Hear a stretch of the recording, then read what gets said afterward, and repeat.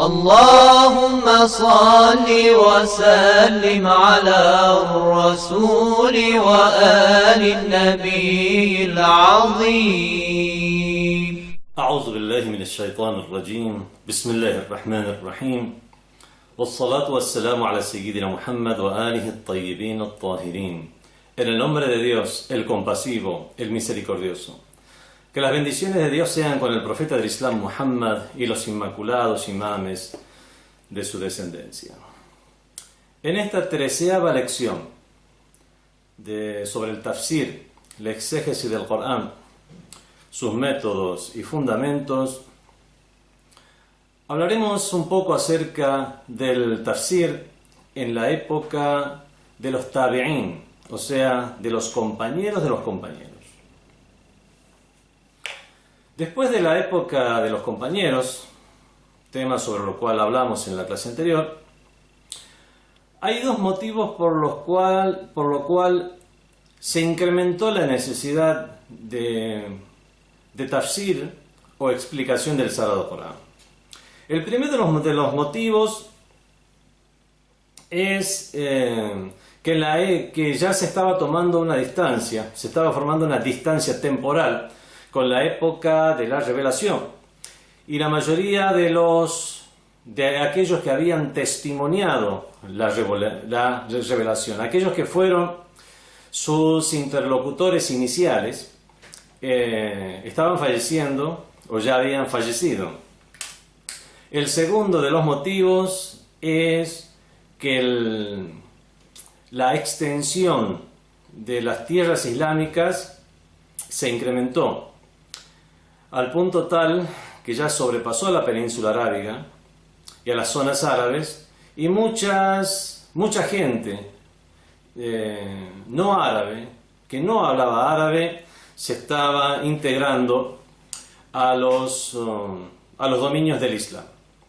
Esa interacción hacía que esta nueva gente primero no conociera el idioma del Corán, y además a causa de los nuevos vocablos que ellos mismos tal vez traían, hacía que el mismo idioma árabe o el idioma usual de las personas comenzara ya a sufrir algunos cambios, pequeños cambios, las acepciones de algunas palabras, algunos modismos, extranjerismos, y de esta manera tal vez muchas nociones que fueron reveladas en el Sagrado Corán no fueran entendidas, y es por eso que se sintió que había una mayor necesidad de un tafsir del Sagrado Corán, y algunos de estos tabi'in, compañeros de los compañeros, procedieron a realizar estas explicaciones a los musulmanes, a los nuevos musulmanes. Y esto es algo que ha quedado registrado al punto tal que más de la mitad, podemos decir que más de la mitad del tafsir basado en transmisión que está presente en los libros sunnis, en los libros de esta gran corriente del Islam, proviene de los tabi'in, ya sea por transmisión a partir de los compañeros del profeta de Dios y explicación, o de los mismos tabi'in con su propio entendimiento, el cual, por supuesto, al estar todavía relativamente cerca de la época de la revelación, tiene mucho beneficio. En la época de los tabi'in había 4 centros principales o 4 regiones principales en el mundo islámico que eran conocidos por ser centros de conocimiento, centros de enseñanza y, por supuesto, difusión de nociones de tafsir o explicación del Sagrado Corán. Estos centros se encontraban en la Meca, en Basora, en Kufa y en Medina. Son 4 centros de enseñanza, o 4 centros que decantaron como centros de enseñanza a causa de la presencia de los compañeros del profeta o compañeros de los compañeros del profeta, o sea, los tabeín, en esos lugares. Recordemos que tanto en esa época como en épocas posteriores, hasta hace muy poco tiempo, por no decir hasta hoy en día, más que las regiones, más que los centros, lugares, el referente eran las personas. Hoy en día muchos de los grandes sabios, por lo menos dentro del Islam Shia, muchos de los grandes sabios, su referente no es que estudiaron en tal lugar, sino con quién estudiaron. En el mundo sunni, los estudios religiosos ya adquirieron un tenor más académico, más similar a lo que es los estudios seculares, atravesando los niveles académicos de licenciatura, magíster, doctorado, etc. Esto es algo que muy tardíamente sucedió en el mundo shia, y todavía hoy eso tiene sus detractores, que el hecho de que se haya pasado a un sistema de tipo curricular como se usa hoy en día en los grandes centros de enseñanza, eso tiene sus detractores. Y están aquellos que hablan acerca que es bueno que coexistan los dos métodos.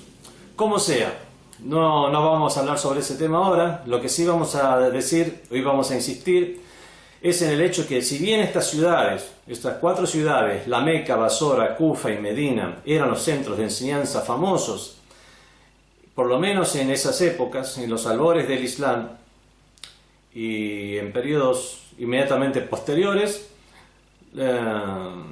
era precisamente por el hecho de que se encontraban allí los compañeros o los compañeros de los compañeros que adquirieron ese matiz académico. Por nombrar algunos de los tabeín en estos centros de enseñanza: Mujahid bin Jabal, Sa'id bin Jubayr, Ikrima bin Abdullah, Ata bin Abi Rabah, son célebres como mufassirin o exégetas de la ciudad de la Meca. Hasan al-Basri, Qatada, Abu al-Aliya son célebres entre los exégetas de la ciudad de Basora. Bueno, estas personas que estoy nombrando, aquellos que están familiarizados de alguna manera con los tabi'in, con los compañeros de los compañeros, ya habrán visto, se habrán percatado de nombres famosos entre los tabi'in, en el primer grupo como Mujahid, Ikrima, y en el segundo, por supuesto, Hasan al-Basri. Personaje polémico que tiene sus partidarios y sus críticos. Entonces Hasan al-Basri, Qatada, Abu al-Aliya eran los exégetas de la ciudad de Basora. As-Suddi, otro de los tabi'in famosos, Ibrahim al-Nakha'i, Amir al-Sha'bi, eran los exégetas famosos o célebres de la ciudad de Kufa. Y por último, en la ciudad de Medina estaban Sa'id ibn Musayyab, Zayd ibn Aslam, Muhammad ibn Ka'b al-Qurzi y otros más. Y menciono estos nombres porque habrá, como dije, quienes están familiarizados con algunos de los famosos o célebres de entre los tabi'in. Veamos ahora el currículum, por decirlo de alguna manera, de algunos de estos célebres tabi'in que fueron reconocidos exégetas o mufassirin del Sagrado Corán. Mujahid, Mujahid ibn Jabr al-Makki fue uno de los discípulos de Ibn Abbas. Se abocó a las ciencias coránicas.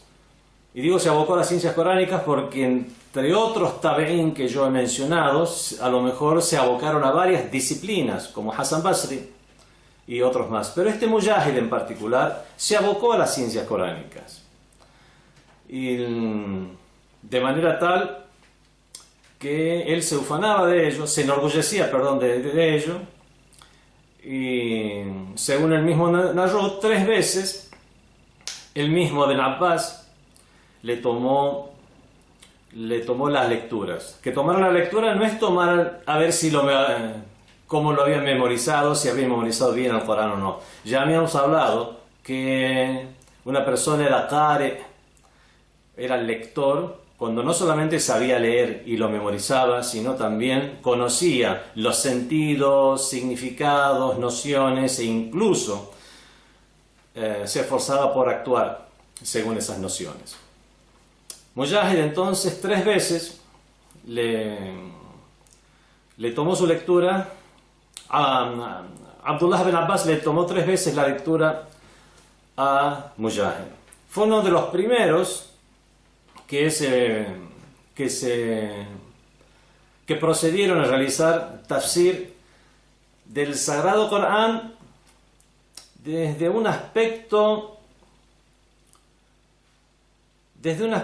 racional, realizando él su propio tafsir, no simplemente transmitiendo, sino él comprendiendo nociones del Sagrado Corán y exponiéndolas, por lo cual fue criticado por otros sabios de su época.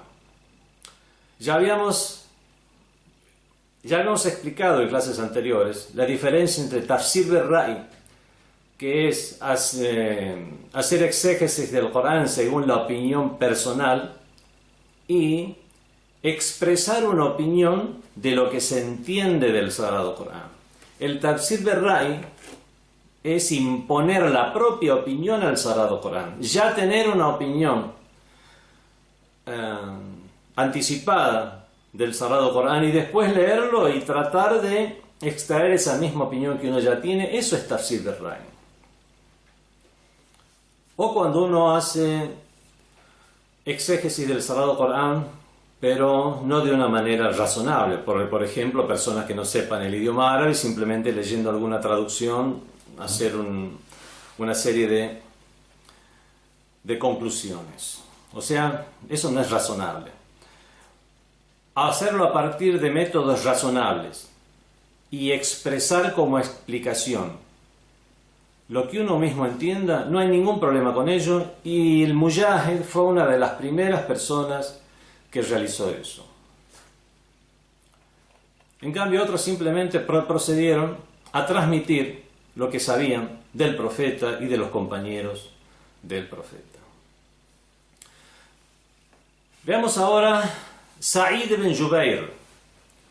Sa'id ibn Jubayr fue uno de los compañeros, o por lo menos aprendió un tiempo, con el cuarto de los imames de Ahlul Bayt, el imam al-Sajjad, el imam Ali Zayn al-Abidin, alayhi salam. También fue alumno de Ibn Abbas, se considera de la escuela de Tafsir, uno de los integrantes de la escuela de Tafsir de Ibn Abbas.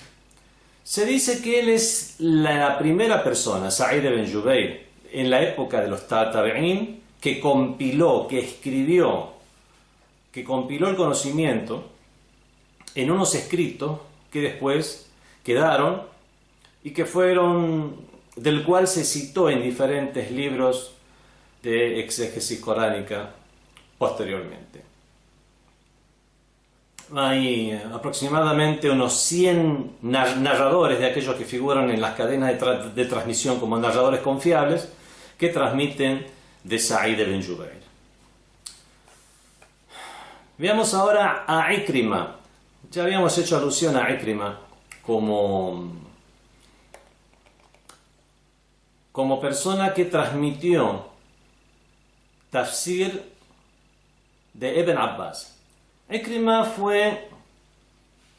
estuvo 30 años al servicio de Ibn Abbas. Fue criado de Ibn Abbas. La mayor parte de sus nociones de tafsir las tomó de Ibn Abbas. También es una persona polémica, por lo menos, puesto que algunos de los dichos que transmitió de Ibn Abbas se sospecha que en realidad no los transmitió de Ibn Abbas, sino que son su propia opinión. Y eso por algunas contradicciones que pueden llegar a observarse. De cualquier manera, también es una de las personas dentro de la corriente sunni con mayor transmisión. Es una de las de mayor transmisión de nociones coránicas. Hay aproximadamente unos 100 narradores también, de entre aquellos que integran las cadenas de transmisión de las narraciones, que narran de él. La cantidad de sus narraciones sobre el tafsir se acercan a las de Sa'id ibn Jubayr. En cuarto lugar, veamos a Atá ibn Rubah. Era una de las grandes personalidades de entre los tabi'ín. También fue otro de los alumnos de Ibn Abbas.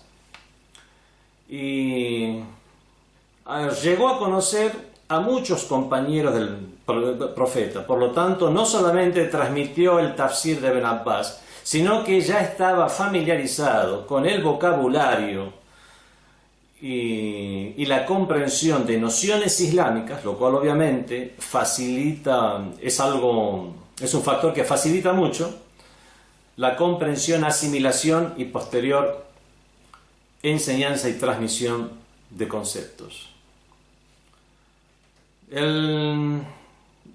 Grandes autores o célebres autores de tafsir del Corán como At-Tarabi y Ath-Tha'labi mencionan de Atá ibn Rubah sus nociones de tafsir del Sagrado Corán. Atá ibn Abi Rubah es más conocido por transmitir cuestiones del Sagrado Corán relacionadas a preceptos de la ley islámica, de la Sharia. Ya veremos cómo otros tienen otras orientaciones, pero la orientación de Atá ibn Abi Rubah es transmitir más que nada las explicaciones de Ayatul Ahkam, las aleyas del Sagrado Corán que incluyen juicios de la ley islámica, sobre todo en aquellos relacionados a los rituales del Hajj. Vamos a encontrar en los libros de tendencia sunni que en la mayor parte de las tradiciones en las cuales se basan para dar una explicación de una ley en particular sobre algo de los rituales del Hajj, siempre estará mencionado Atá ibn Abi Rubah. Luego, en quinto lugar, veamos a Qatada, dicen algunos, Qatada ibn Di'ama as-Sadusi. Era una persona de origen árabe de la ciudad de Basora. Su idioma era el árabe y se especializaba en el idioma árabe. Tiene poesías propias en el idioma árabe. Era una persona que se caracterizaba por tener una memoria prodigiosa. Es más, en su época era mencionado como un ejemplo en cuanto a tener buena memoria. Por ejemplo, decían, fulano de tal tiene tan buena memoria como Qatada. Y él es la persona que después de Mujahid, el primero de los que mencionamos, tiene la mayor parte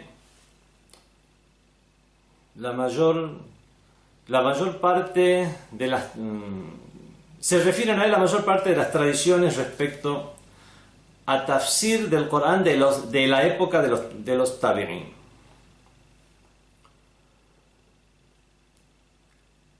En Qatada, la orientación que se ve en él es que era más lo que transmitía, era más lo que él transmitía precisamente por tener una memoria prodigiosa, era más lo que transmitía de los hadices que conocía del profeta y de las explicaciones del Sagrado Corán que conocía de los compañeros del profeta. Se basaba más su tafsir más en eso que en su propia visión o concepción de las aleyas del Sagrado Corán. Por lo tanto, estaba en las antípodas de Mujahid, que habíamos dicho, una de las primeras personas que se había atrevido a realizar tafsir basándose en su propia opinión sin imponerla al Sagrado Corán. En sexto lugar, veamos al más célebre de los tabeín, o uno de los más célebres, Hasan al-Basri. Si a una persona le dijeran, estuviera en un concurso de preguntas y respuestas, mencione a una persona de los tabeín, uno dice rápidamente, tiene que responder rápido, Hasan al-Basri. Hasan al-Basri, como ya dije anteriormente, una persona polémica. Fue conocido también por ser una persona piadosa, que en los púlpitos sus encomendaciones sobre moral eran muchísimas, era conocido como un sabio, no solamente en tafsir del Corán, sino en cuanto a ética, moral, como sabio islámico en general. Muchas cofradías sufis remontan su serie, su sílsila, su serie de maestros, y le remontan hasta Hasan al-Basri, y como que él tomó los conocimientos de Ali ibn Abi Talib. Hay en la escuela de Ahlul Bayt, las narraciones que hay en la escuela de Ahlul Bayt, se ha citado al imam Hasan al-Mujtaba, alayhi salam, al segundo de los imames de Ahlul Bayt, dirigiéndole palabras que tienen un tinte de reproche a Hasan al-Basri, a causa de una serie de posturas que tomó. No vamos a extendernos más sobre él.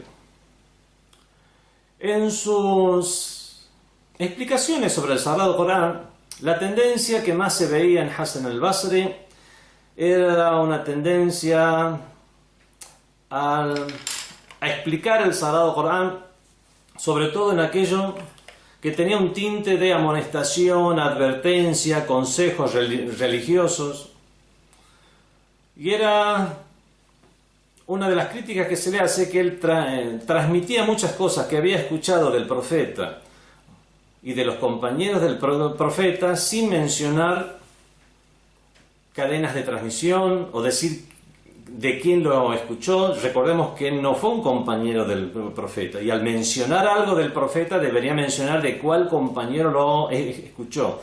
Él es una persona que muchas veces transmitió sin mencionar del profeta, sin mencionar de quién lo transmitía.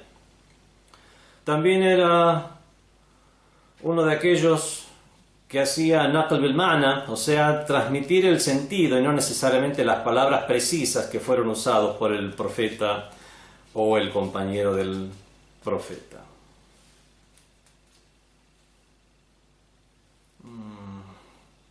Hasan al-Basri fue conocido por muchas cuestiones. Una de las cuestiones por las cuales fue célebre Hasan al-Basri, que fue que en una de sus reuniones,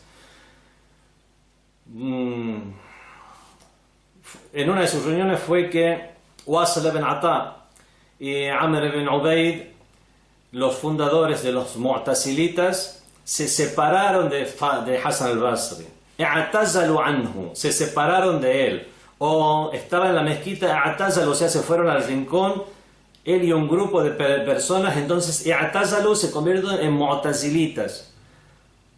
No estuvieron de acuerdo con Hasan al-Basri. Ahora no es una clase de teología como para mencionar ese suceso, ya lo he explicado en alguna otra clase de teología. Y y la postura que tuvo Hassan al-Basri en ese entonces provocó que se separara un grupo de sus alumnos que fueron llamados los Mu'tazilitas, que fueron también y todavía siguen siendo una célebre tendencia teológica entre aquellos que aceptan a los califas, a los primeros 4 califas como tal. En séptimo lugar tenemos a Abu al-Aliya. Abu al-Aliya Rufai' ibn Mihran. Es una persona que ya tenía una edad avanzada y es por eso que había vivido la época de la ignorancia preislámica. Entonces, ¿por qué no es de los compañeros del profeta del Islam? Porque no llegó a conocer al profeta del Islam. Entonces se considera de los tabi'in, porque conoció a los compañeros de los compañeros. Aproximadamente 2 años después de el fallecimiento del profeta del Islam, él se hizo musulmán. Él transmite de Ali ibn Abi Talib, alayhi salam, de Abu Sa'id al-Khudri, de Abu Zar, de Ibn Mas'ud, de Ubay ibn Ka'ba, y así también de Abu Huraira, de Aisha.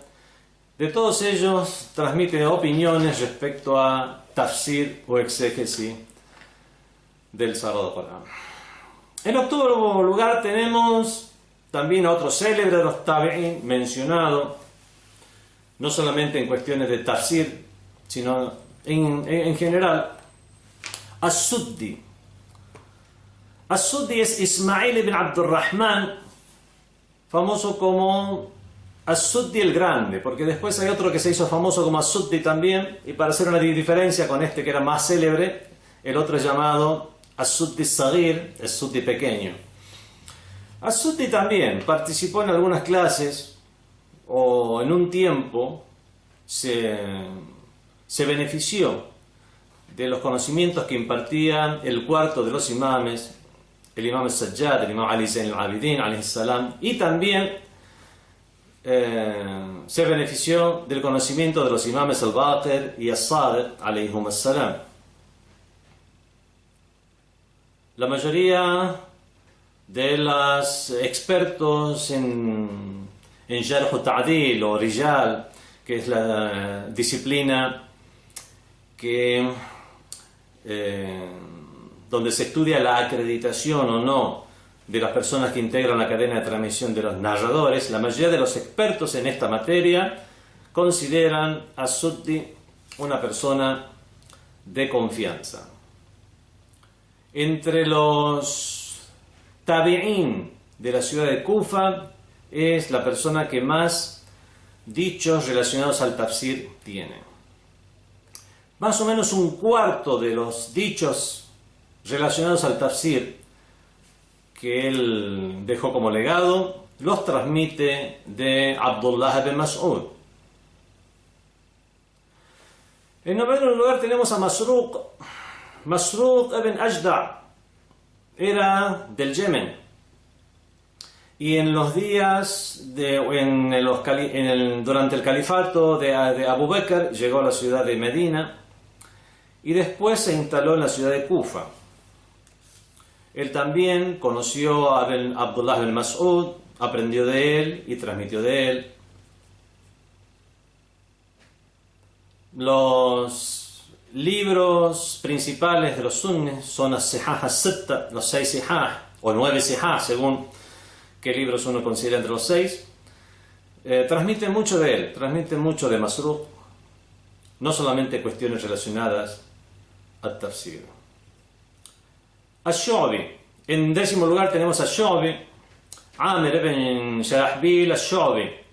Era juez en la ciudad de Kufa y era también una de las personas que no se caracterizó en una disciplina en particular como no es el tafsir, sino en muchas disciplinas. Es una también de las personas que criticaban, eran muy críticos con aquello que realizaban una interpretación del Corán con algo fuera de lo transmitido. era muy estricto y muy rígido en cuanto a que la explicación del Corán solamente debía ser en base a lo transmitido del profeta y de los compañeros. En 11º lugar tenemos a Ibrahim al-Nakha'i. Ibrahim ibn Yazid ibn Aswad al-Nakha'i, podemos decir que es del segundo nivel de los tabi'in. También fue de la ciudad de Kufa, conoció a Ibn Mas'ud, a Abdullah ibn Mas'ud, y precisamente es de él de quien transmite la mayoría de sus nociones del tafsir, y se convirtió en uno de los célebres maestros de Corán y de tafsir de la ciudad de Kufa.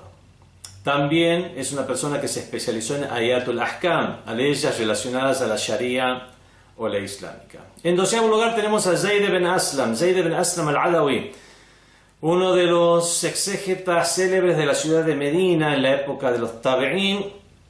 Tenía muy buena relación con el imam As-Sajjad, con el imam Ali Zayn al-Abidin alayhi salam. También dejó libros y escritos que su hijo Abdurrahman después transmitió y difundió.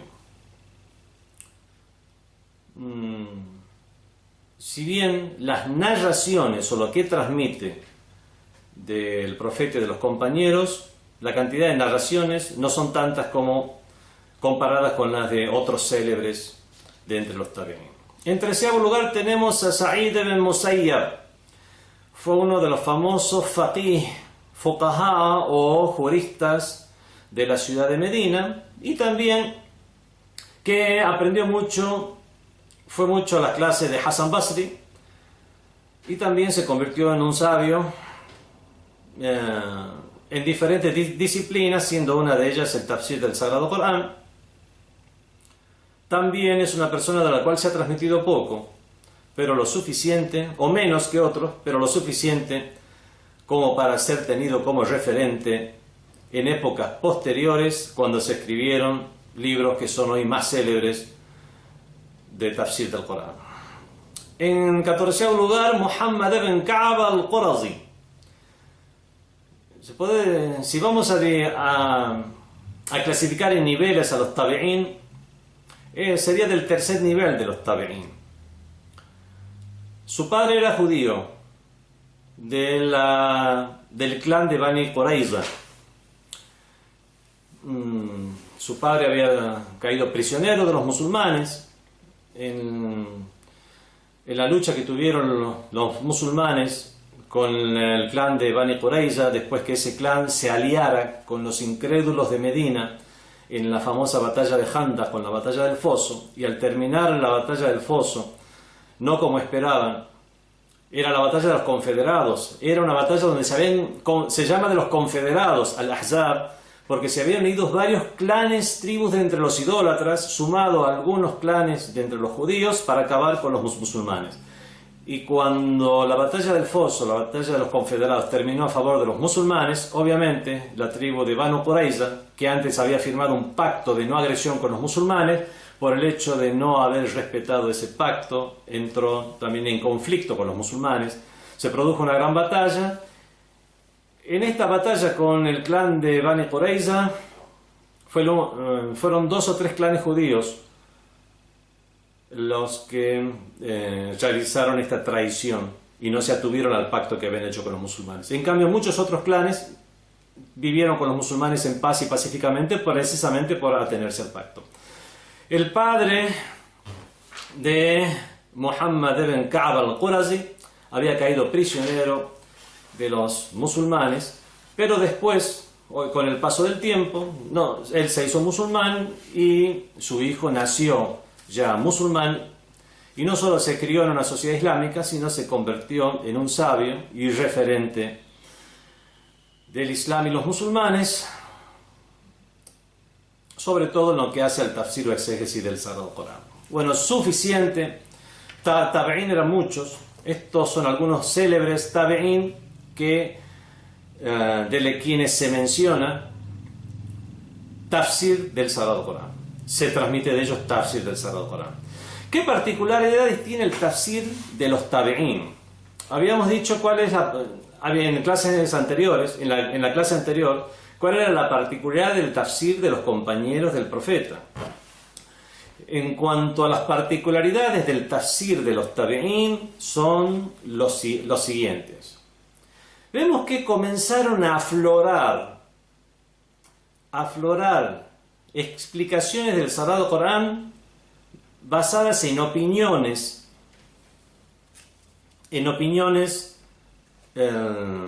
razonables, sin que sea eso una imposición de la propia opinión al Sagrado Corán. Algo que no se vio en la época de los compañeros. Los compañeros del profeta, prácticamente podemos decir que al tener el profeta con ellos, lo que transmitían del profeta lo veían como necesario y suficiente. En cambio, en la época de los tabi'ín veían necesaria esa transmisión del profeta y de los compañeros del profeta, pero tal vez no suficiente a causa de nociones nuevas que entraban desde estos otros pueblos, con civilizaciones más ancestrales, con más antecedentes de civilización, culturas, filosofías, teologías, que al interactuar todas esas nociones que traían estas personas que ahora se hicieron musulmanes, al interactuar con las nociones del mismo Islam, hacía falta o respuestas, o por lo menos plantear la visión del Islam respecto a estos nuevos temas, y obviamente eso no podía hacerse simplemente con la mera transmisión. Por lo menos en el mundo sunni, al no considerar a los imames de Ahlul Bayt como referentes inmaculados, necesitaron valerse del ijtihad, o sea, de la propia opinión, mucho antes que en el mundo shia, quienes se referían a sus imames en prácticamente todos los asuntos. Entonces, una de las características es esa, del tafsir de la época de los tabi'ín. Comenzaron a aflorar al ijtihad u opiniones individuales. Comenzaron a aflorar opiniones que iban más allá de lo zahir o aparente del Sagrado Corán. E incluso hubo quienes se atrevieron a contradecir lo aparente del Sagrado Corán, cosa que, como ya hemos estudiado en las primeras clases, nunca puede haber una contradicción, sino en todo caso una extensión de los juicios y casos de aplicación.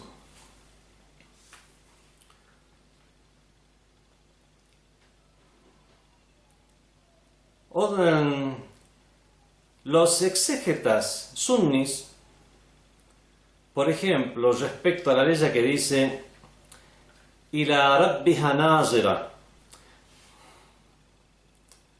ellos en general, Ila Rabbiha Nazira significa A'udhu billahi minash shaitanir rajim, bismillahir rahmanir rahim, wujuhun yawma idhin nadira ila Rabbiha Nazira.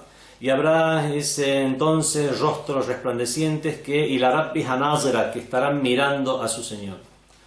Con respecto a esta ley, los exégetas sunnis, dice este libro, en realidad debería ser más preciso, ver a qué concepción teológica dentro del mundo de los sunnis se refiere.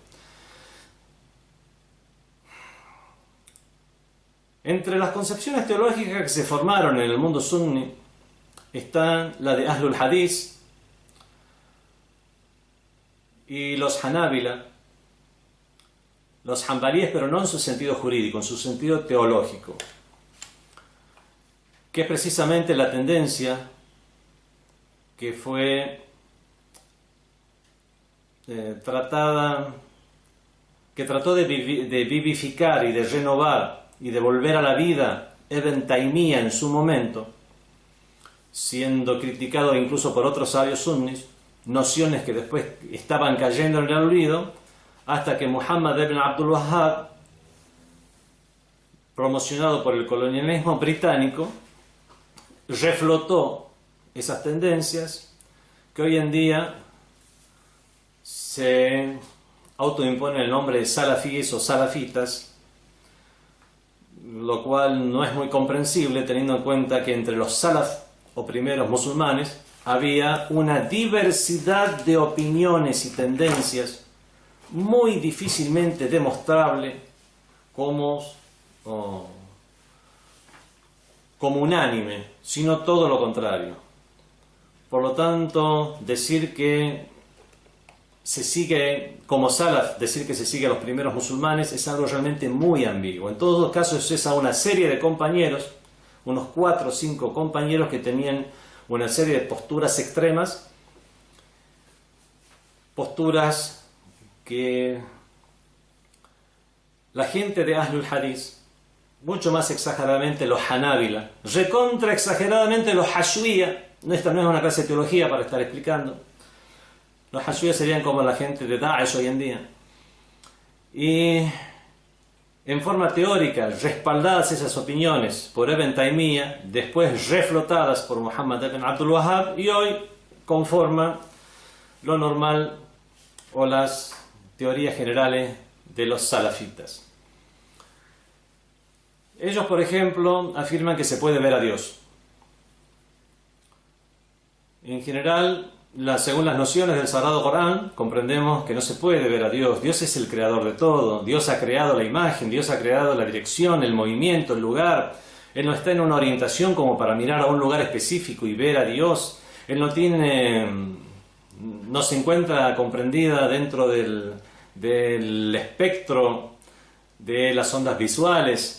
Entre las ondas electromagnéticas está el espectro visual, las infrarrojas, las ultravioletas, los rayos X, los rayos gamma. Bueno, Dios no está comprendido dentro de ese rango de ondas electromagnéticas, mucho menos dentro de lo que es el rango visual, como para decir que será visto. Tampoco, y para entrar en opiniones e interpretaciones, los mismos salafíes niegan que haya interpretación en el Sagrado Corán y que todo se dirime con el significado zahir o aparente del Sagrado Corán. Después están los ash'aritas, los ash'aríes, que ya son un desarrollo o una evolución de los Ahlul Hadith, donde muchos aspectos criticables de Ahlul Hadith, como estos que estoy mencionando, fueron eliminados de la teoría. Y es así que el mundo sunni en general, desde la época de Abul Hasan al-Ash'ari hasta hoy en día, son la mayoría del mundo islámico, aunque hoy en día, a causa de las facilidades económicas, dentro del mundo sunni se esté más difundiendo mucho las corrientes de los salafíes, pero eso no niega que la gran parte sean ash'aríes. Y lamentablemente estoy hablando de teología, pero debo hablar de esta teología porque incluso los ash'aríes ya hablan de ver a Dios, pero no obviamente de una manera como se lo ve en este mundo, sino de una manera en que en todo caso no se comprende. No niegan que es ver a Dios, tal como se entiende en este mundo el ver, lo que no se entiende es el cómo.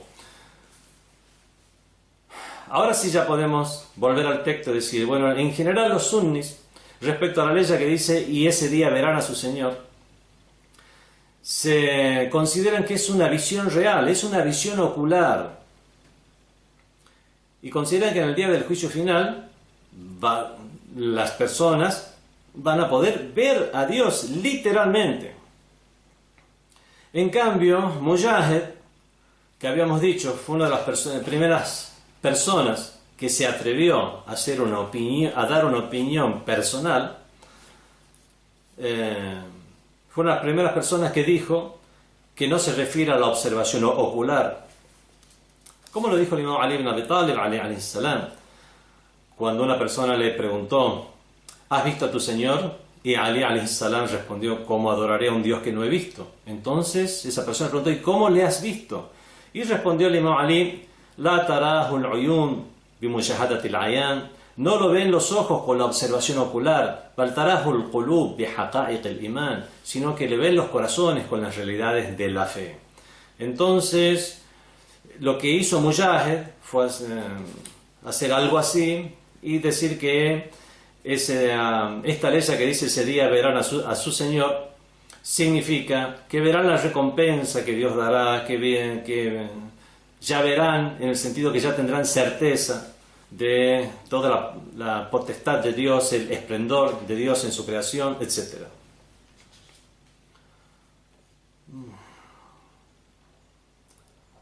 Mujahid, a diferencia de los exégetas del Corán de su época, por ejemplo, tenía la opinión de que aquella ley del Sagrado Corán, que cuando habla de que aquellos judíos que desobedecieron a Moisés fueron convertidos en cerdos y monos, es la ley del Sagrado Corán que dice فَقُلْنَا لَهُمْ كُونُوا قِرَدَةً خَاسِئِينَ. Entonces les dijimos, sed monos viles o sed simios viles. Él lo interpreta, Mujahid, y dice مُسِخَتْ قُلُوبُهُمْ, son sus corazones los que fueron transformados o alterados. وَلَمْ يُنْسَخُوا قِرَدَةً, y no es que se convirtieron realmente en simios. إِنَّمَا هُوَ مثل ضربه الله لهم كمثل الحمار يحمل أسفارا. Esto es igual a aquella otra frase que está en el Corán donde Dios dice su ejemplo es como el del burro que porta libros. Son simplemente ejemplos que Dios da. Esta es una interpretación de Mujahid. Asimismo, respecto a la ley que dice يَنْزِعُ عَنْهُمَا لِبَاسَهُمَا, aquella ley en la cual se refiere a que Adán y Eva se habrán visto despojados de sus ropas. En realidad aquí libas lo ve a ropas o ropaje o vestimenta, lo ve como una metáfora de taqwa o piedad, que fueron despojados de su comportamiento piadoso. Son interpretaciones que, por ejemplo, hizo Mujahid. Se transmite, estos son ejemplos de los tafsir que hacían los tabi'in. Hasan al-Basri, el célebre y polémico Hasan al-Basri, con respecto a la interpretación que dice وَنَادَى نُوحٌ ابْنَهُ, y clamó o llamó Noé a su hijo, se refiere a su hijo el cual no quiso subir al arca y que se encontró entre los perdedores. Dice que en la ley que dice y llamó Nuh, el profeta Noé, con él sea la paz, a su hijo, él asegura que realmente no era un hijo de él, no era un hijo de sangre de él.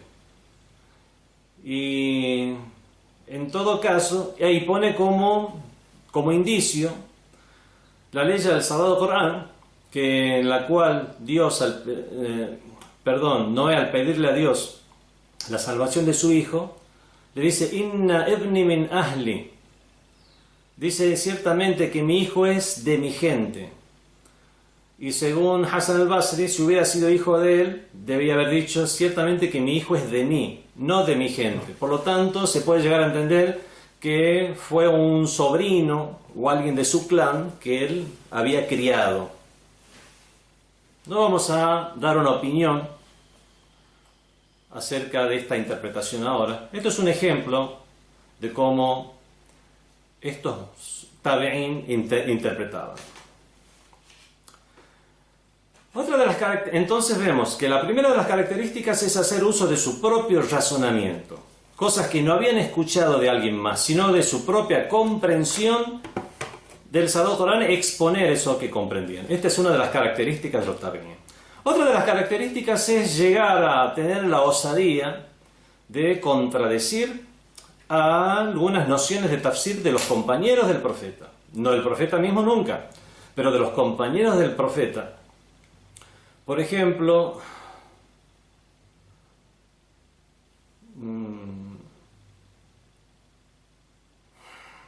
en una Ibn Abbas, Abdullah ibn Abbas, el compañero del profeta, respecto a la ley que dice أعوذ بالله من الشيطان الرجيم وَمَنْ يَقْتُلْ مُؤْمِنًا مُتَعَمِّدًا فَجَزَاؤُهُ جَهَنَّمْ, en cuanto a quien asesinara a un creyente de manera intencionada, su castigo será el infierno.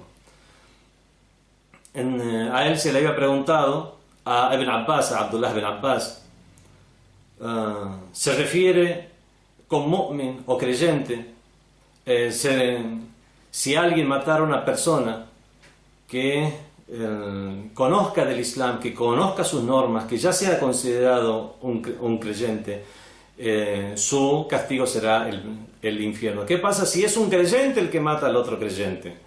También, bueno, según esta ley y según la interpretación de Ibn Abbas, también sería de esta manera. Y aquí es donde, por ejemplo, Mujahid, el primero de los tabi'in, cuyos análisis propios del Sagrado Corán, que habíamos dicho que eran las primeras personas que hizo análisis propio del Sagrado Corán, él agrega diciendo a las palabras de Ibn Abbas hay que agregarle a menos que se arrepienta. Eso es algo propio de él, o sea que se anima a contradecir al compañero del profeta, famoso, sabio, Ibn Abbas. Y muchos otros testimonios más de cómo los compañeros del profeta tenían una opinión y hacían acotaciones los tabi'in. Otra de las características que tenían era que también osaban, era mucho más fácil obviamente, contradecir a otros de los tabi'in, a otros sabios de su época, compañeros de los compañeros y célebres.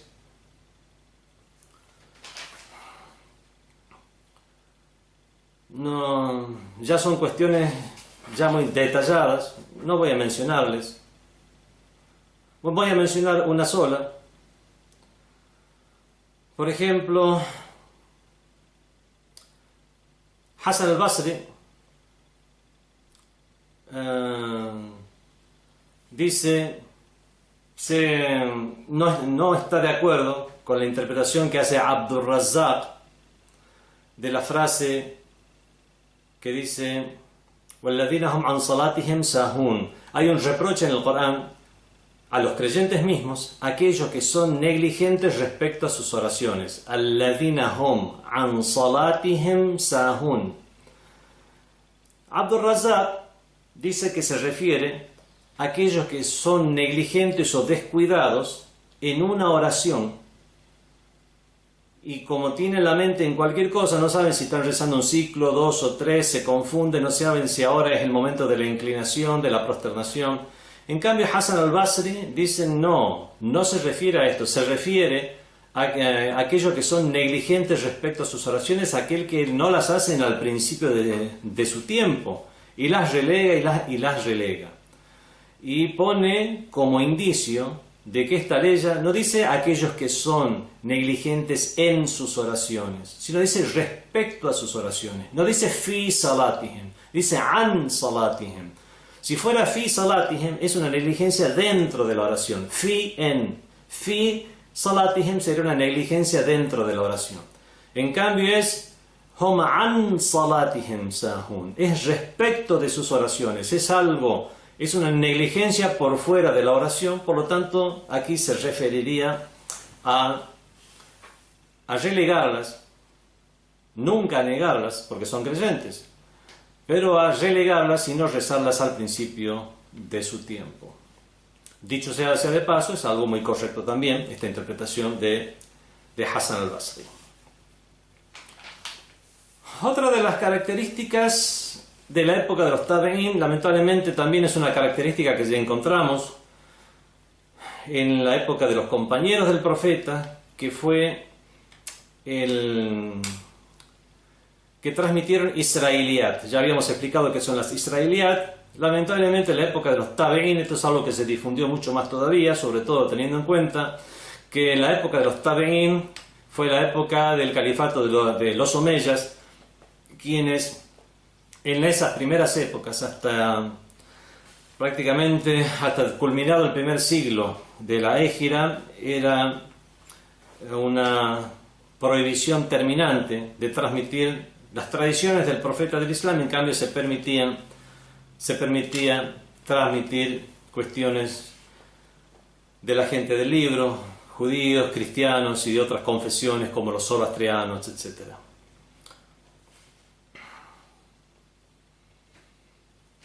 Y encontramos en muchos de los tafsir de los tabi'in cuestiones donde son falta de respeto a los profetas de Dios. Por ejemplo, en la historia de José, algunos de los tabeín toman algunas narraciones de la Torá que habían mencionado los judíos, y algunos cristianos también lo transmitían, de que el profeta José también se había visto tentado a caer en el pecado con Zuleija, la esposa de Putifar. Astaghfirullah, es un profeta de Dios.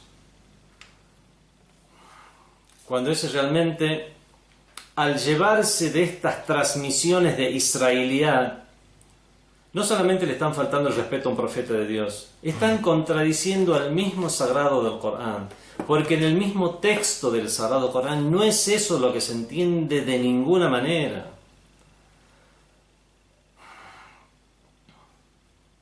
Hasta hoy en día hay algunos exégetas que, al explicar esta parte del ayat del Corán que dice Hammat bihi wa hamma biha laula an ra'a burhan rabbi, ella se interesó en él, y después traducen y él se interesó en ella, cuando esa frase la sacan de contexto. Wa hamma biha laula an ra'a burhan rabbi, la traducción sería: y se hubiera interesado en ella si no hubiera sido que vio la prueba o argumento de su Señor. O sea, si no fuera por esas nociones de tauhid, de monoteísmo, por esa gran moral que es la moral de los profetas que tenía en sí mismo, hubiera caído en la tentación como ser humano. Realmente Zuleija era una mujer hermosísima, una mujer hermosa, joven, en los años más vitales de su vida, casada con Putifar, una persona anciana, impotente. Entonces, vemos que realmente, y José también, en el Nabi Yusuf, alayhi salam, en la flor de la edad, si no hubiera sido un profeta, si no hubiera sido por esas características de profeta, hubiera sido normal y natural que yo hubiera interesado en ella, pero no lo hizo. Es condicional esta oración. El mismo Sagrado Corán dice Laula an ra'a burhan rabbi, dice que nunca se interesó por ella, precisamente por la prueba de su Señor. Algunos narran que, bueno, astaghfirullah, que Zuleija tentó a José, a Yusuf alayhi salam, y que José ya estaba por responder afirmativamente a esa tentación, y vio desde lejos, desde la lejanía, a su padre, a Jacob, que dijo no, y ahí esa se supone que es el argumento de su Señor que él vio. Astaghfirullah, esto es un encuentro, es una transmisión de las israeliyat, o sea, es algo que no es genuinamente islámico. Y no podemos llevarnos de los antiguos libros sagrados que están tan alterados hoy en día, lo cual es muy fácilmente demostrable.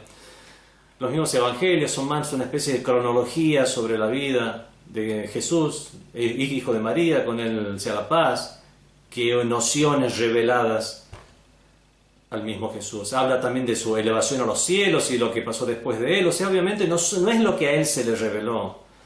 Y con visiones contrapuestas unos de otros.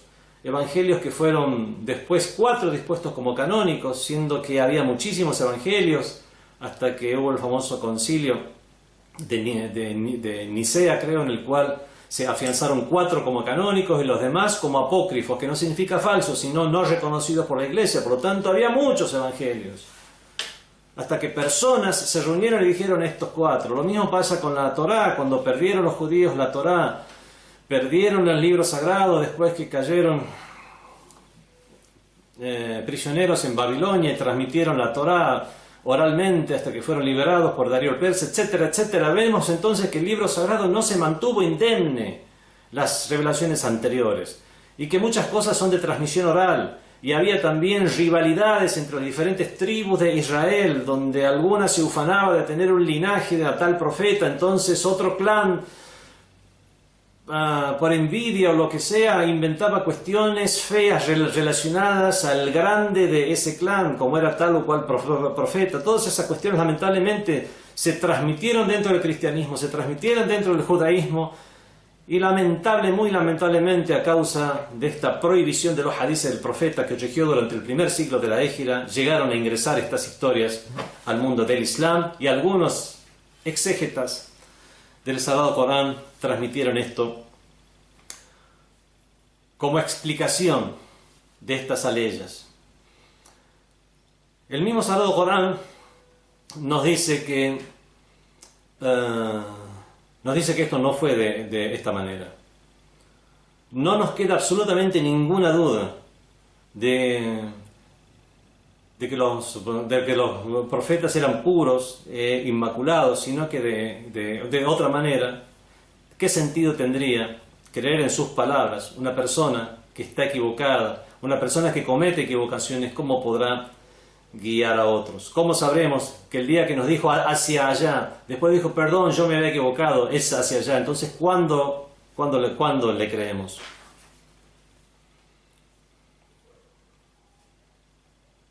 El mismo Sagrado Corán, cuando se refiere a Yusuf alayhi salam, dice innahu min ibadiha al-mukhlasin o mukhlisin. Él es de nuestros siervos sinceros, consagrados, personas escogidas, elegidas. Realmente una persona escogida por Dios puede llegar realmente a querer ser guía para otros si comete un pecado que comete cualquier hijo de vecino. El mismo Sagrado Corán, cuando habla sobre este mismo suceso, no dice in kana qamisuhu qudda min duburin fakadhabat wa huwa min as-sadiqin. Si es que su camisa está rasgada por atrás, ella es la mentirosa y él es el que es veraz. ¿Veraz en qué? En lo que dijo hiya rawadatni, ella es la que me quería tentar. Y vemos cómo el mismo Sagrado Corán después dice y un testigo de la familia de ella dijo, si es que su camisa está rasgada por atrás, significa que él estaba escapando de ella. Él es de los sinceros y de los veraces. Y eso es lo que lo hizo quedar con la frente alta frente a Potifar. O sea, se demostró que él estaba escapando incluso. El mismo Sagrado Corán dice innahu min kaidakunna, esto es de vuestras artimañas.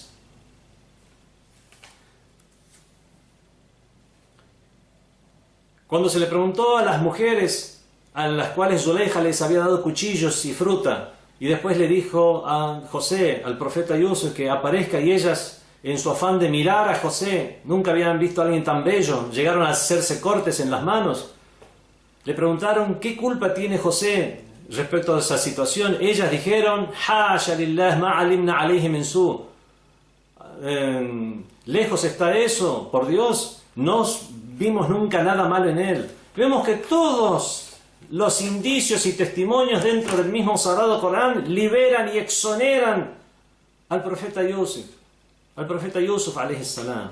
Y después algunos exégetas tomándose estas israeliyat, estas cuestiones transmitidas de los libros, de la gente del libro, de sus libros sagrados alterados, lo transmitieron como testimonios. Lamentablemente este es un ejemplo de cómo estas israeliyat ingresaron muchísimo y hasta hoy en día se encuentran en libros de exégesis de muchos sabios de renombre.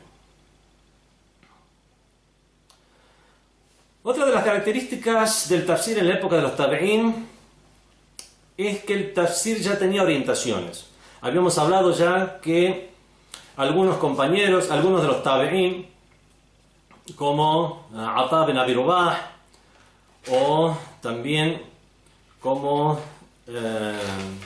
Masruq, tenían más orientaciones relacionadas a Ayatul Ahkam, o sea, hacían un tafsir, pero más que nada su tafsir se centraba en cuestiones de la Sharia o la islámica, como Hasan al-Basri. la mayoría de su tafsir o interpretación eran relacionadas a amonestaciones, advertencias, orientaciones, cuestiones morales y éticas. Vemos que ya comenzó a haber orientaciones. Lo mismo, igualmente, hubo ya orientaciones, como cuando ya hablamos en las primeras clases acerca del tafsir, sobre las orientaciones que se encuentran en el tafsir. Una de esas orientaciones habíamos dicho que era la orientación literaria, hacer un tafsir del Sagrado Corán basándose más que nada en cuestiones del idioma árabe. Ya se comenzó a ver esta orientación en la época de los tabeín. Ya me estoy quedando corto de tiempo, voy simplemente a mencionar estas orientaciones, además ya hablé antes lo suficiente, orientaciones en lo literario, por ejemplo, ya es una época en la cual se explicaba a los mismos árabes, a las nuevas generaciones que ya no hablaban con el mismo vocabulario de sus padres y abuelos, o estas mismas personas que ya, si bien eran árabes ya de zonas más alejadas, donde tenían otros vocablos para algunas cuestiones, o estos nuevos musulmanes de regiones no árabes, se les explicaba, por ejemplo, sijil. ¿Qué significa sijil? Como aquel vocablo que está en la sura del elefante, cuando habla de los pájaros de Ababil, como dice, Tarmihem bihijarate min sijil. Los pájaros de Ababil le tiraron piedras, hijaraten min sijil. En el año del nacimiento del profeta del Islam, se llamó Amul Fil, el año del elefante. En ese año nació el profeta del Islam. Fue atacada la Meca por Abraha, un gobernante del Yemen.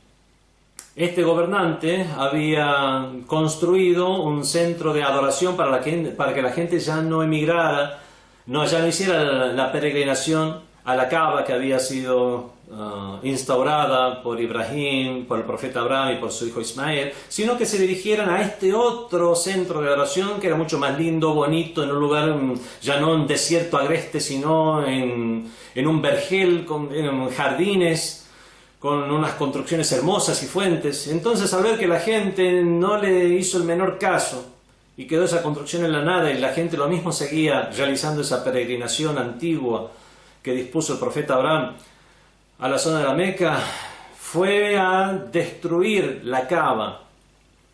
Y ahí se produjo el gran milagro, y fue con un ejército que había unos cuantos elefantes, y es por eso que se llamó su ejército el ejército de los elefantes, y ese año fue conocido como el año del elefante. Se produjo un milagro que antes de que lleguen a la Kaaba, unos pájaros portando unos guijarros, una bandada inmensa de pájaros, comenzaron a arrojarle guijarros a este ejército, y obviamente por un milagro divino, cada uno de estos guijarros terminó matando a cada uno de los soldados que integraban este ejército. El Corán narra este suceso diciendo que los pájaros de Ababil tarmihen de hijarate min sijil, les tiraban una hijara, una piedra de sijil. Entonces le explican, por ejemplo, ¿qué es sijil? Sijil viene del persa sangigil. Sang es piedra, gel es barro. Piedra de barro es guijarro o piedra de arcilla. Y de ahí viene la palabra sijil, tal vez ya no usada por generaciones de árabes posteriores, o sí, pero por lo menos explicaban ya de dónde provenían estos vocablos. Estos son ejemplos de exégesis que hacían estos tabeín, los compañeros que tenían orientaciones más que nada literarias o idiomáticas. Estaba también la orientación fiqhi o jurídica, como ya habíamos visto que tenía Mujahid y otros más. Estaba la orientación moral o ética, como la que tenía Hasan al-Basri, etcétera, etcétera. Los métodos del tafsir. Entre los métodos del tafsir ya habíamos hablado que métodos del tafsir podemos diferenciar entre los métodos de un exégeta u otro según las fuentes que usa. En este caso, las fuentes que usaron los tabeín son el Corán, el Hadith, las cuestiones relacionadas a Asbab al-Nuzul, las causas de la revelación, los dichos de los compañeros, para ellos también era una fuente para el tafsir, el idioma de los diferentes clanes árabes, lamentablemente lo que escuchaban de las narraciones de la gente del libro, las israelíes, el aql, el intelecto. Vemos que el Corán el Karim, lamentablemente, se le ponía poca atención. Tal vez después veamos por qué. Era precisamente por la corriente teológica que después ya se iba tomando lugar y conformando, como la de Ahlul Hadith, donde más se tomaba en cuenta el Hadith que el Corán.